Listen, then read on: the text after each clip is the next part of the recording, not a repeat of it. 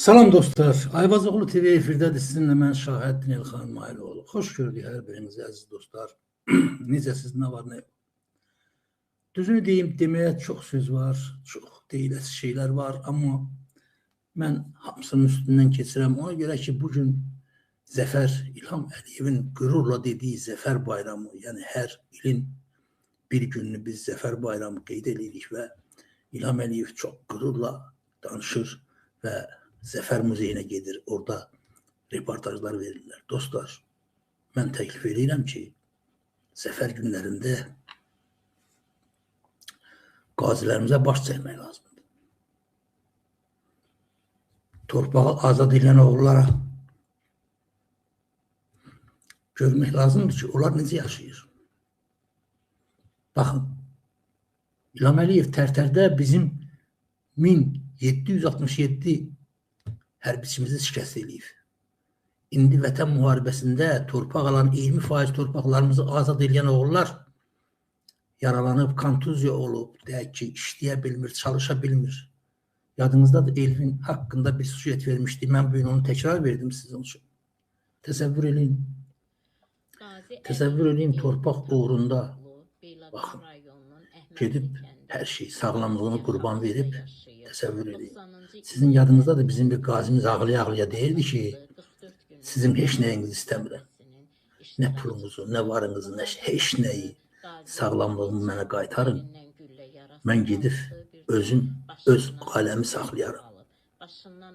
İndi baxın, Azərbaycan xalqının sərvətini talayan bu qədələr, baxın, heç olmasa torpaq uğrunda sağlamlığını itirmiş adamlarasa da güzəşt eləmirlər. Ürək ağırdan faktlardır dostlar, təbii məsələdir. Bunu biz bilirsiniz, nə qədər desək də, deməsək də, faktlığında qalır. İnsan təsəvvür edin. Yəni mən, sən, biz yaşlılar, kişilər, qadınlar bir gün, 2 gün ac dura bilərik. Yəni özümüzə sıxışdırma. Məsələn, mən şəxsən tələbə vaxtı dostlar. Məsələn, elə olub ki, deyək ki, atam mənə pul göndərib. Mən də indi o pulu bir ay ərzində yeməliyəm. Amma elə olur ki, qənaət eləməmişəm, biraz tələbxaçlıq eləmişəm, tez qutarıb və mən utandığımdan heç kimlə gəlib pul istəməmişəm. 1-2 gün ya makaronla falan ac bir təhər yola vermişəm özümü ki, növbəti pul gələni gözləmişəm.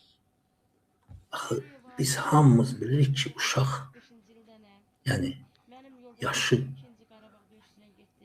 az olan, yəni uşaq qanmayan adam gözləyə bilməz. O gündə ən azından 2 dəfə, heç 3 dəfə demirəm, ən azından 2 dəfə yemək yeməli.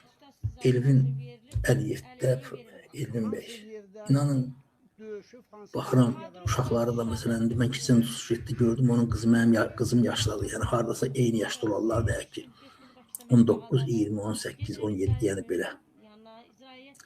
İnsan, yəni ömrünün elə çağları olur ki, dostlar, mən o sujeti eləyən zaman o uşağın gözündəki utancaqlığı gördüm.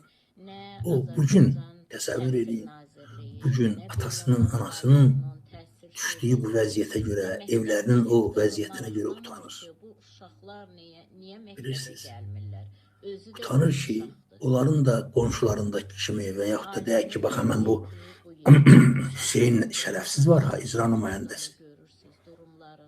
Həmən bu Hüseyin Şərəfsiz, həmən o kəndin, deyək ki, icra nümayəndəsi var, o şərəfsiz. Mən onun haqqında ayrıca bir sujet hazırlayacağım, baxarsınız.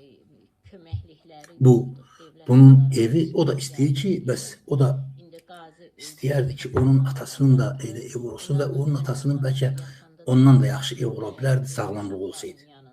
Yəni, uşaq bilmir, anlamır ki, bəlkə də onun üçün gedib torpaq azad eləmək filan zat, bəzən hətta bəlkə də bəzən atasını qınayır da ki, niyə, məsələn, deyək ki, həmən o şərəfsiz Hüseyin getməyib, sən gedibsən.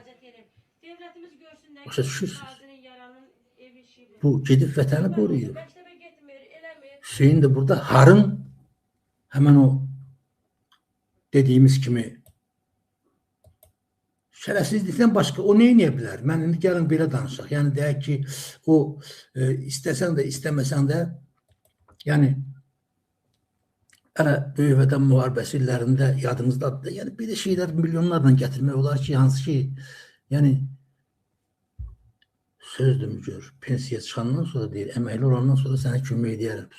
İlham Əliyev hər yerdə belə yekə sinəsini qabağa verib şey kimi, Qarabağ Fatihi. Qarabağ Fatihi. Qarabağ Fatihini Qarabağ Fatihi eləyən oğlanın bugün uşağının çörəyi yox, təsəvvür edirsiniz.